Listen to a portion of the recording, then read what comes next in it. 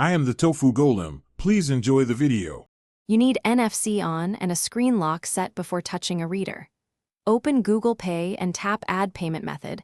Follow the prompts to enter card details and accept bank verification. Once the bank sends an OTP or app confirmation, verify to activate the card. Make sure Google Pay is set as the default contactless app in settings. This prevents prompts at the terminal. You're now ready to approach a contactless terminal and complete the first live test payment. You must unlock your phone before tapping. Some banks require biometric or PIN authentication for higher amounts. Once unlocked, hold the back of your phone close to the terminal where the contactless symbol appears and keep it steady for 1 to 2 seconds. If you see a check mark, hear a beep, or the terminal displays approved, the transaction succeeded.